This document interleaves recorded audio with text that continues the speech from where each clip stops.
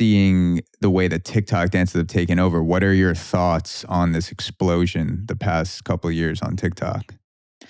I have a lot of thoughts about it. My first thought, though, that I want to lead with because it's most important, I think if there's anything in the world that's going to make more people dance, I think it's a wonderful tool. So go TikTok for that. But fuck you, TikTok, for I think dance has been put into a box for so long, especially women that dance as a professional career. I think a lot of times there's a negative connotation attached to that, whether it's weakness associated with, you know, how ballet aesthetics portray women, or it's this like sexual revolution happening within the burlesque kind of world. And a lot of times when I say to people I'm a dancer, they ask me, what club do you work at? Or, you know, and it's a tough challenge that I think is very real for a lot of people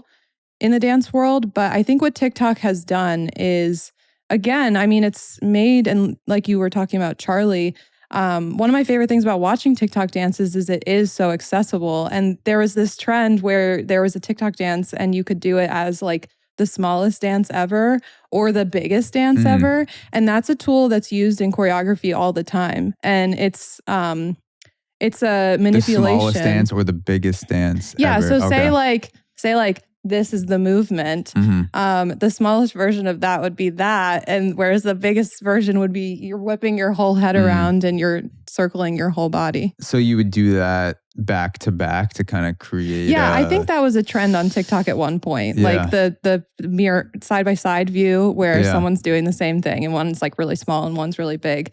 So when I saw that, I was like, wow, a choreographic like an academic manipulation. Amazing. But I think overall, TikTok to me, I think it does not do a good job of I think it does a good job of continuing some of the stereotypes in dance that bother me personally. But what are some of those stereotypes? You said the ballet aesthetics and the club, like it's someone asking you what club do you work at if you say you dance. Right. Yeah. I think a lot of the popular TikTok dancers are teenage girls. And I think when the world is watching a teenage girl shake her hips back and forth, it can be really great to a lot of people. And it can be really great in other ways to different people. So it gets weird. Weird. I think it gets weird really fast, and it makes me feel uncomfortable. I look at some girls on TikTok and I'm like, I would never have done that at 17. I would have been terrified that my dad would scream at me.